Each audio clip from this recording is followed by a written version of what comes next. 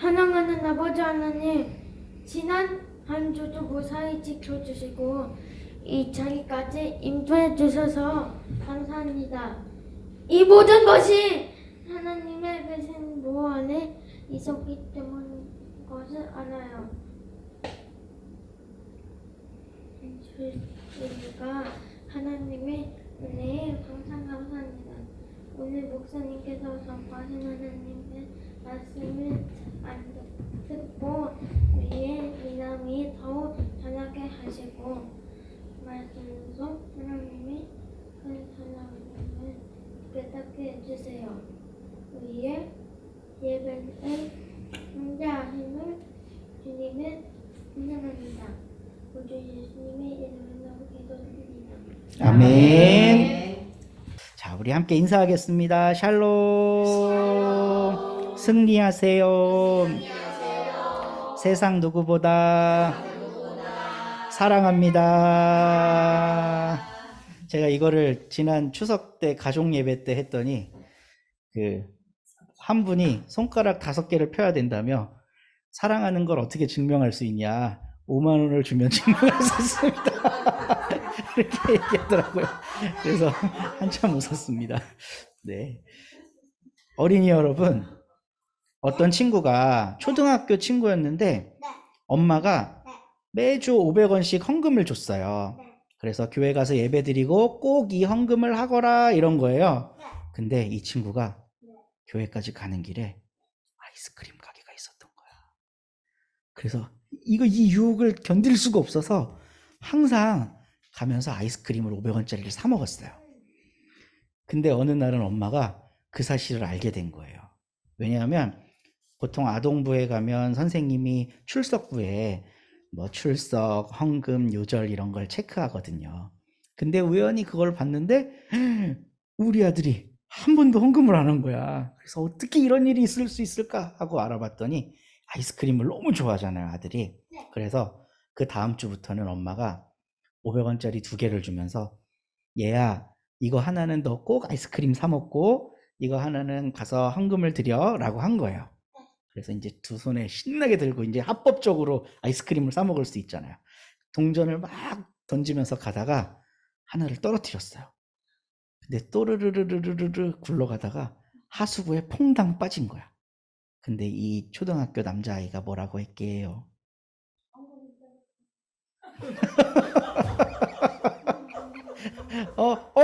하나님께 드릴 헌금이 빠져버렸네? 라고 얘기한 거예요. 헌금에, 그러니까 동전에 이건 헌금, 이건 아이스크림이라고 안 써 있는데 그 마음이 그랬다는 거죠. 아이스크림을 먹고 싶은 그 마음이 하나님께 드리고 싶은 것보다 더 컸나 봐요. 근데 이거는 어린 아이에게보다 어른들한테 훨씬 더 크게 나타나요. 훨씬 더 크게. 오늘은 불의한 청지기의 비유를 통해 하나님과 돈, 우리는 뭘 더 사랑하고 있는가를 나누어 보려고 합니다. 이 누가복음 16장 말씀은 성경에서 아주 손꼽히는 난제 중에 하나예요. 난제 중에 하나. 해석하기가 너무 어려워요. 그래서 제가 이거를 준비를 하면서 일단 첫 번째로는 여러 주석들을 살펴보고, 그리고 두 번째로는 요즘은 너무 편리한 세상이 됐어요. 유튜브에 누가복음 16장 치면 뭐 수십 개의 설교가 나와요. 그래서 유명하다는 분들 것만 다 들어봤는데 옥하는 목사님, 삼일교회 송태근 목사님, 그리고 유튜버만 하는 어떤 분들, 성경 말씀 바로 읽기 하는 분들, 이런 걸 다 살펴봤거든요. 너무 재밌는 게 모두가 다 다른 이야기를 하고 있어요. 그래서 처음엔 제가 혼란스럽다가 다른 이야기 내가 하나 더 보탠다고 해서 이게 뭐 그렇게 나쁜 건 아니겠구나, 이런 생각이 들더라고요.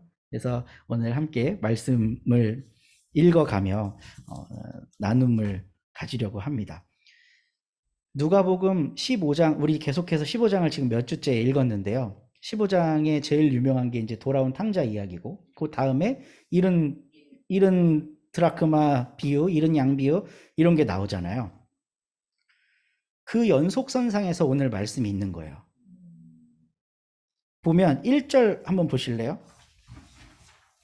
지금 얘기를 계속 하고 있는 중에 앞에는 뭐 바리새인, 서기관 이런 사람들한테 한 얘기 아니에요?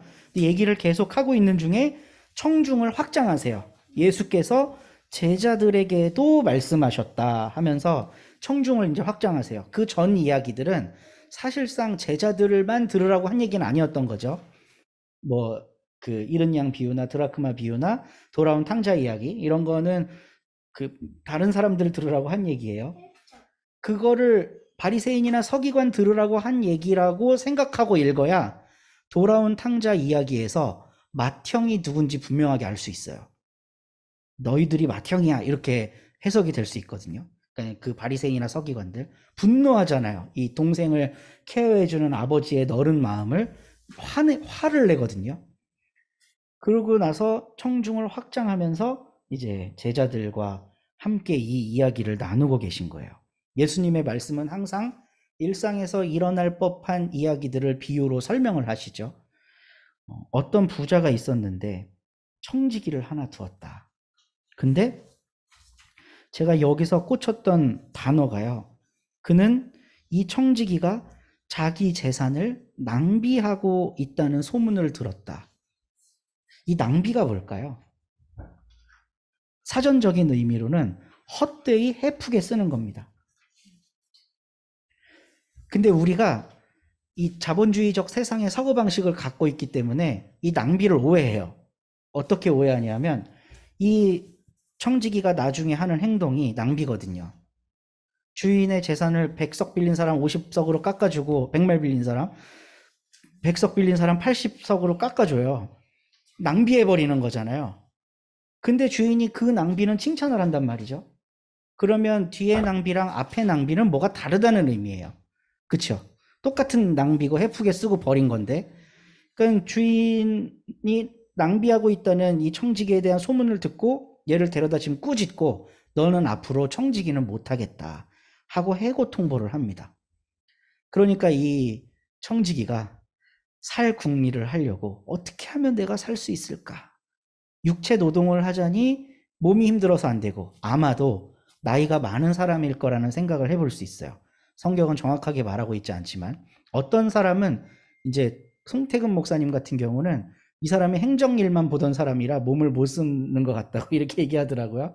근데 그냥 문맥상 보면 나이가 많은 오래된 청지기가 아니었나 하는 생각이 들어요. 육체 노동하기가 어렵고 그리고 빌어먹자니 부끄러워. 이 나이 들어서 청지기 오래 했던 사람이 이제 빌어먹어야 되는 거니까. 이 청지기는 소장농하고는 달라요. 그 보디발의 집에 가정 총무가 됐던 요셉 같은 존재입니다. 그러니까 주인이 모든 걸 다 맡긴 거죠. 그러니까 지주가 서울 사람인데 제주도에 땅이 많아서 이 제주도 땅 좀 돌보거라 하고 맡긴 청지기라고 생각하시면 되는 거예요. 그러니까 살궁 일을 어떻게 하면 될까 하다가 꾀를 하나 냅니다. 그냥 주인 재산을 그냥 싹 다 털어갖고 인심이나 쌓아보자. 인심이나. 이래서 이제 차용증서들. 이때 차용증서라는 건 돈을 빚진 사람이 소장농 계급은 또 아니에요. 막 100석씩 빌리잖아요. 이거는 큰 단위거든요. 아마 이 부유한 지주에게 때마다 돈을 빌리고 했던 상인들 그룹이 아니었을까. 그래서 오늘 이 그림을 보잖아요. 그럼 그런 게 조금 나타나 있습니다. 이 사람이 청지기일 거예요. 가운데 모자 쓰고 있는 사람. 그리고 다가온 사람들은 상인 계급이었겠죠. 이런 작가의 상상력이 우리의 성경 읽기를 좀 풍성하게 해주는 것 같아요. 일단 돈 빌리러 왔던 사람들에게 그거를 절반씩 20%씩 탕감을 해줌으로써 이 사람들에게 인덕을 쌓고 있는 거예요. 그 주인이 돌아왔어요. 그 모습을 다 지켜봤어. 그러면 자본주의 상식으로는 어떻게 해야 되나요? 이 천인공날로 당장 저놈의 목을 쳐라 해야 될 거 아니에요. 근데 그렇게 하지 않고 이 하인이 한 일을 칭찬했대요. 이게 도무지 이해가 안 가는 부분입니다. 그래서 막 여러 번 말씀을 묵상하다 보니까 결국 주인은 예수님께서 말씀하신 의도는 뭘까? 이 주인은 늘 하나님을 상징하는 것 같아요. 이 하나님은 자비롭고 너그럽고 안아줘요. 그래서 어떤 신학자는 옥스포드의 성서 신학자인데 이 신학자는 누가복음 16장 1절에서 13절이 돌아온 탕자 이야기를 해설해주는 부록편이라는 거예요. 돌아온 탕자 이야기에서 주인, 아버지는 너그러운 마음을 가졌잖아요. 자식이 자기 이익을 위해, 탐심을 위해 재산 달라니까 그냥 용인해줘요. 그리고 다 털려서 거지가 돼갖고 돌아오는데 문 밖에 서서 그 아들을 계속해서 기다리고 있는 아버지의 넓은 마음을 그리고 있잖아요. 근데 이 본문도 돌아온 탕자 이야기에 비추어서 한번 생각해 보면 오랜 시간 동안 이 종이 횡령할 수 있었던 이유는 뭘까? 주인이 너그러운 사람인 거죠. 주인이. 그러니까 웬만해서는 그냥 이렇게 알아서 해 이러고 다 수용해주는 너그러운 사람이었을 거라는 거예요. 그리고 결국은 이 사람의 비행이 너무 심해져서 주위에서 민원이 들어오니까 낭비한다라고 하는 이야기가 들어오니까 넌 이제 청지기 그만해야 되겠다라고 했는데 이 청지기는 주인의 재산을 훨씬 더 크게 대담하게 낭비를 해요. 근데 이 주인이 그걸 칭찬했다고요. 이 주인의 넓은 마음이 하나님의 속성이 아닐까 하는 거예요. 그 자기의 재산을 탕진하는데 결국 자기 살 길을 찾아 그런 일을 했다는 그 청지기한테 너그러운 마음을 베풀어 주는 거죠. 너는 정말 잘했다라고 칭찬을 해주는 거예요. 그러면서 예수님이 8절에 뭐라고 덧붙이시냐 하면요. 주인은 그 불의한 청지기를 칭찬했다. 그가 슬기롭게 대처하였기 때문이다. 이 세상의 자녀들이 자기네들끼리 거래하는 데는 빛의 자녀들보다 더 슬기롭다. 이런 해설하기 참 어려운 난해한 말씀을 하세요. 그러니까 이거를 갖고 어떻게 적용하면 최악이냐 하면요. 우리도 더 뱀같이 지혜로워져서 이 세상에서 어떻게든 악착같이 돈을 잘 벌어갖고 하나님 일을 해야 된다. 이런 식으로 해석하면 이게 최악의 해석입니다. 예수님이 비유로 말씀하신 데는 항상 비유점이라는 게 있어요. 우리 몇 번 나눴잖아요. 민대용이 곰 같다? 이건 털이 많다는 것도 아니고 덩치가 크다는 것도 아니고 미련하다라는 거라 그랬잖아요. 예수님이 지금 이 비유의 말씀을 하신 거는 어떤 비유점이 있기 때문이거든요. 재산보다 사람에게 투자하는 게 더 좋다라는 거예요. 이 사람이 지혜로웠던 거는 원래 낭비했던 게 어떤 의미일까요? 자기가 착복한 거죠, 재산을. 자기 자신을 위해 재산을 모은 거예요. 그러니까 주인이 보기엔 그건 재산을 낭비했다고 본 거예요. 근데 그 재산을 자기를 위해 막 이렇게 쌓아두고 모아두는 게 아니라 사람을 얻는 데 사용한 거죠, 두 번째는. 그러니까 주인이 넌 지혜롭다라고 칭찬을 한 거예요. 그러니까 돈보다 더 우선하는 가치가 있다는 걸 아는 사람을 칭찬한 거죠. 그럼 결국 여기에서도 세상 사람들도 돈보다 더 우선하는 가치가 있다는 걸 안다. 근데 나를 따르는 하나님 나라 백성들이 그 가치를 모르고 있기 때문에 지금 이 이야기를 하고 계신 거 아니겠어요? 그러면서 9절부터 또 충격적인 이야기를 하십니다. 그러므로 내가 너희에게 말한다. 불의한 재물로 친구를 사귀어라. 그래서 그 재물이 없어질 때 그들이 너희를 영원한 처소로 맞아들이게 하여라. 너무 난해한 말씀이잖아요. 뒤에 영원한 처소라는 말이 참 인상 깊습니다. 불의한 재물로 친구를 사귀어서 나중에 너희도 빌어라도 먹어라. 붙어 먹기라도 해라. 이게 아니라 영원한 처소인 하나님 나라 같은 이야기를 지금 하고 계신 거예요.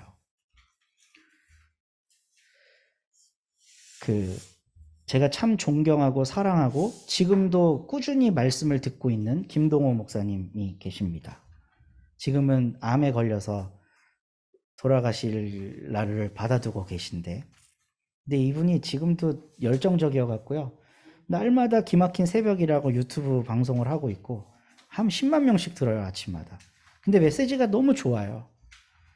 그리고 뭐 이제 구독자들이 많아지니까 그 챌린지 공약도 겁니다. 지금 막 수술하고 몸이 다 살이 빠지고 머리도 빡빡 다 깎였는데도 내가 여러분 그 철봉 10개 도전할게요. 이런 일을 지금도 하고 계세요. 70 넘은 분이. 그래서 이제 후배이자 아들뻘, 그 아들이 저희랑 그 기수가 같은 동기거든요. 막내 아들이. 그만 좀 하시지 이제. 이런 마음이지만 그분의 열정은 아무도 막을 수가 없어요. 제가 신학교에 처음 들어갔을 때 그분이 그 사경의 주강사로 오셨어요.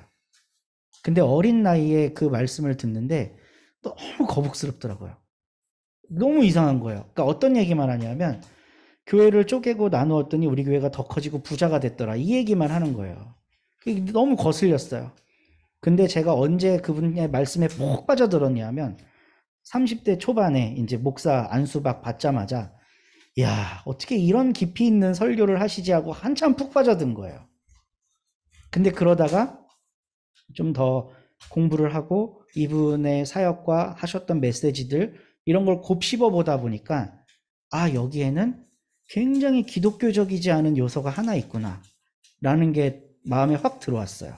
그게 뭐냐면 청부론이라는 거예요. 깨끗한 부자론. 그러니까 이분은 오병이어 사건을 항상 어떻게 해석하냐 하면요. 5천 명을 먹일 만한 솥단지를 만들 수 있는 사람이 있다고 생각해봐라. 근데 그 사람이 성령으로부터 세례를 받지 않으면 그 솥단지에 있는 밥을 자기 혼자 퍼먹는다. 근데 예수 믿고 변화받아서 성령의 사람이 되면 그 솥단지에 있는 5천 명을 먹일 밥을 남들 떠먹이는데 사용한다. 너무 훌륭한 말씀이죠. 아멘하고 눈물을 흘릴 뻔했다니까요. 근데 이 얘기를 제 사촌 동생한테 해줬어요. 좋은 대학 갔어요. 제일 좋은 대학. 그러더니 이 말씀을 자기 속에 품는 거예요. 그럼 지금도 그 얘기를 해요. 5천 명을 먹일 솥단지, 5천 명을 먹일 솥단지. 근데 거기서 뭐가 빠지냐 하면 남한테 먹여야지는 얘기 안 해. 얘기는 하겠죠. 근데 실제로 그게 안 된다는 거예요. 이분이 간과하고 있었던 사실은 뭐냐면요. 그 설교를 들으면서 아멘 아멘 하던 사람들이 내가 5천 명을 먹일 솥단지를 소유하게 되는 것에 더 큰 관심을 갖고 있는 사람들이라는 걸 간과하고 있었던 거예요. 이거는 뭐 공산주의 이론가들도 마찬가지였죠. 인간의 탐심이 똑같이 나누는 걸 거부해. 그러니까 이게 안 되는 거잖아요. 그러니까 너무 멋있는 얘기죠. 5천 명이 먹일 솥단지를 우리가 품고 예수의 이름으로 나누어주고 그래서 오병이어의 기적을 지금도 계속해서 다시 재현하고 너무 아름다운 말이죠. 근데 그 이야기를 듣는 사람들은 10이면 9열은 10중 9, 10은 5천 명을 먹일 솥단지가 내 거가 된다는데 더 큰 관심을 갖게 된다는 거예요. 그래서 자크 엘룰이라고 하는 정말 멋있는 저는 신학자이자 인문학자라고 생각을 하는데 이분이 하나님이냐 돈이냐라는 책을 썼고요. 이거는 지금도 우리나라의 기윤실이라고 하는 그 기독교 윤리실천운동본부라는 단체가 있어요. 자크 엘룰 읽기를 계속해서 반복적으로 합니다. 오늘날 기독교인들이 어떤 윤리를 실천해야 되는가 이런데 이분이 큰 정보를 제공해 주거든요. 엄청난 학문적 업적을 우리에게 제공을 해주시거든요. 그러니까 이분은 두 가지를 경계해요. 기독교라고 하는 건 속세를 떠나서 은둔 생활하는 거 아니다. 그러니까 모든 물질적인 거 다 거부하고 싹 다 집어치운 채 은둔 생활하는 거. 그러니까 그 사람들은 고귀한 삶을 살아요. 근데 거기에는 윤리 실천이라는 게 생길 수가 없어요. 왜냐하면 윤리와 실천은 더불어 사는 관계 속에서 생기는 거거든요. 근데 더불어 사는 모든 관계를 부정하고 은둔 생활을 하면 실천을 할 수가 없잖아요. 그냥 나만 어록해지는 거지. 그렇기 때문에 기독교 신앙이라고 하는 건 그런 은둔형 생활을 권장하지 않는다는 거예요.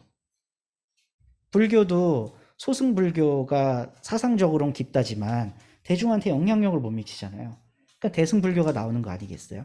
근데 기독교는 그 출발부터 예수의 영성 속에 40일간 금식하며 하나님과 영적 교제한 깊은 구도자적 삶, 속세와 떨어져 있는 그런 깊이 있는 신앙적 모습도 보여주지만 바로 공생에는 변화산이 아니라 귀신들이 들끓는 산 속에 예수님이 몸을 입고 살아가는 삶을 그려내고 있잖아요. 그러니까 기독교가 추구하는 윤리라는 건 그런 거라는 거예요. 근데 이분이 더 크게 경계하는 게 있었어요. 은둔형도 안 되지만 물질을 지배해서 그 지배자가 돼서 그러니까 우리가 영적으로 더 훌륭해져 갖고 물질보다 세지자는 거예요. 그래서 물질을 지배해 갖고 이 탐욕에 물든 세상 문화적으로 물질을 쓰지 말고 기독교 문화대로 물질을 쓰자 이런 류의 생각은 더 크게 경계합니다. 이분이. 그 불가능하다는 거예요. 오늘 예수님께서 그거를 너무나도 선언적으로 말씀하시는데 우리 13절 말씀 같이 한번 읽어볼까요? 한 종이 두 주인을 섬기지 못한다. 그가 한쪽을 미워하고 다른 쪽을 사랑하거나 한쪽을 떠받들고 다른 쪽을 업신여길 것이다. 너희는 하나님과 재물을 함께 섬길 수 없다. 아멘. 지금 이 불의한 청지기는요, 아마도 유대인이고 하나님 믿는 사람이었을 거예요. 그런데 재물을 섬김으로써 하나님을 완벽히 버린 사람이었습니다. 주인의 뜻을 저버린 사람이에요. 이 재물을 자기 소유화함으로써. 근데 이 사람이 언제 칭찬을 받아요? 그 재물을 다른 사람에게 그냥 넘겨줘 버렸을 때 칭찬을 받습니다. 그 에베소서 4장 5장에 보면 술 취하지 말라 이는 방탕한 것이니라는 구절이 있어요. 이 말은 오늘날 청년들에게 맥주 한잔 먹고 뭐 저녁에 친구들 만나서 과제 다 끝나고 나면 이렇게 알코올 파티 할 수 있잖아요. 그런 친구들한테 정죄하는 용도로 사용해서는 안 돼요. 술 취하지 말라 이는 방탕한 것이니 할 때 이 방탕이요, 낭비랑 똑같은 말입니다. 낭비랑. 방탕이라는 말은 하나님이 하나님의 방식대로 하고자 하는 계획이 있는데 그걸 안 하는 게 방탕인 거예요. 그럼 결국 에베소서에 나오는 말씀, 술을 먹으면 이게 내 정신이 아니잖아요. 그래서 방탕하게 된다는 거예요. 이 말이 뭐냐면 내 정신의 주인, 내 몸의 주인은 나고 나의 주인은 하나님인데 이걸 내줬다는 거예요. 다른 거에. 그걸 방탕한 걸로 본다는 겁니다. 에베소서는. 지금 이 청지기는 그동안 자기 자신을 위해 돈을 은밀하게 빼돌렸을 거예요. 이게 방탕한 거고 이게 낭비한 거예요. 근데 그 뒤에 있는 모습, 다른 사람들한테 돈을 막 나눠줬어. 이거는 낭비한 것도 아니고 방탕한 것도 아니라는 거예요. 주인한테 칭찬을 받을 만한 일이라는 겁니다. 그래서 이 이야기를 하시면서 결론적으로 13절에 하나님과 재물을 너희가 함께 섬길 수 없다라고 예수님이 말씀을 하시잖아요. 그러니까 결국 우리가 재물에 대해 어떤 태도를 가지고 있느냐를 예수님은 물으시는 거고, 이걸 누구들에게 지금 얘기하고 계시냐면 제자들에게 얘기를 하고 계세요. 돈이 너희의 주인이 되지 못하게 하거라 라고 하는 거죠. 근데 제가 이 본문을 읽다가 이 본문은 사실 14절까지 읽었어야 되는 거다. 14절은 안 나와 있습니다. 집에 가서 한번 꼭 찾아보세요. 14절이 뭐라고 나와 있냐면요, 이 얘기를 듣고 있던 바리새인과 서기관들이 돈을 사랑하는 거로 예수가 하는 말을 비웃더라 라고 돼 있어요. 도대체 이 바리새인들과 서기관들의 생각은, 돈에 대한 입장은 뭐였을까? 그들은 일단 부유하게 살았어요. 그리고 그 돈이 자기를 얼마나 영광스럽게 하는지를 분명히 알고 있는 사람들입니다. 근데 그들은 항상 돈에 대해 뭐라고 말했을까? 저는 청부론을 말했을 거라고 봐요. 바리새인들은. 하나님이 우리 종교 지도자들에게 이런 막대한 재물을 허락하셔서 이 예물로 좋은 일 합시다 그랬을 거라니까요. 그런 생각을 갖고 있는 사람이 예수님 말씀을 들으니까 비웃는 거죠. 저거 없어 봐서 그래. 돈이 얼마나 많은 일을 할 수 있는데. 돈으로 할 수 있는 사역이 얼마나 많은데. 좀 맨날 거지처럼 다니면서 죄인들하고 밥이나 먹고 그러니까 이 감각을 전혀 모르는 거야. 수준 떨어지는 거야. 라고 비웃은 거죠. 근데 자크 엘룰은 이 본문을 해설하면서 자본주의 사회에서는 매매를 통해 그 물질 교환이 이루어지잖아요. 돈과 내가 갖고 싶은 어떤 물건을 교환하는 거잖아요. 그렇기 때문에 이 돈의 가치라는 게 사람을 사로잡는데, 자크 엘룰이 말하는 윤리라는 건 매매, 어떤 물건에 얼마만큼의 가치가 있고 그거를 지불해야만 내가 그걸 얻을 수 있다라고 하는 이 상식을 그냥 줌으로써 깨야 된다라고 하나님이냐 돈이냐에서 이야기를 해요. 이게 진짜 어려운 겁니다. 초대교회 사도행전 2장 4장에 나오는 바로 그 모습인데요. 믿는 사람들이 서로 모여 유무상통하니 서로 필요한 만큼 물건을 나눴으니 무리 중에 가난한 자가 없더라. 이게 하나님 나라가 갖는 궁극적인 비전이라는 거죠. 여기에서는 물물 교환이 돈으로 매개되지 않아요. 그러니까 가치로. 저건 얼마짜리, 저건 얼마짜리. 이게 되는 순간 그 공동체는 와야 되는 겁니다. 그래서 아나니아와 삽비라가 너무나도 억울해 보이는 죽음을 맞이하는 거예요. 우리의 상식으로 보면 그들은 잘못한 게 없어요. 아니, 내 새끼 좀 더 먹이려고 이렇게 챙겨놓은 게 뭐가 그렇게 큰 죄야. 근데 그 사람들의 그 행위가 사도행전 교회를 완전히 와해시켜버릴 수도 있었기 때문에 이거는 그 관점에서 보면 대역죄인 겁니다. 물질의 가치를 이 교회 안에 투영하는 순간. 근데 오늘날 우리들의 교회를 한번 성찰해 볼까요? 그 가치 속에서 벗어나서 살지 못하는 것 같아요. 저 자신조차도, 우리들조차도 그 가치를 벗어나 산다는 게 정말 어렵습니다. 그런데 기독교 2000년 역사 동안 그 가치를 완벽하게 이룰 수는 없을지언정 지향은 했어요. 지향. 고대 로마 가톨릭부터 그리스 정교회부터 중세, 우리 개혁교회 전통 전부 다 그 가치를 지향했어요. 성직자들이 뒤에서 나쁜 짓을 했어도 겉으로라도 청빈의 삶을 강조했다고요. 청빈의 삶. 근데 1800년대 후반부터 1900년대 미국이 세계의 주도권을 가진 다음부터는 깨끗한 부자론이 기독교의 주류가 돼갔습니다. 이거는 2000년 역사 중에 없었던 이례적인 일이에요. 그런데 사실 우리가 말씀을 다시 한번 토파보니 2000년 전에 바리새인들과 서기관들에게도 그런 영성이 있었다는 거죠. 돈의 힘을 너무나도 잘 아는, 이게 있어야 하나님이 할 수 있다라고 생각하는 사람들이 있었다는 거예요. 근데 예수님은 거기에 대해서 단호하게 말씀하십니다. 하나님과 돈 하나만 선택해라. 하나만 선택해라. 이 말씀 한 주간 동안 되새기시면서 하나님만 선택하는 게 뭘까? 우리 삶에서 그리고 우리 교회 공동체 안에서 한번 적용해 봤으면 좋겠어요. 그래서 우리 교회는 얼만큼 모아서 무슨 일 할까가 아니라 지금 어떻게 묻지도 따지지도 않고 무언가를 흘려보낼 수 있을까? 이런 걸 한번 같이 고민해 봤으면 좋겠습니다. 이 말씀 따라 사는 동안 지치지 않게 해달라고 함께 기도하며 나아가겠습니다.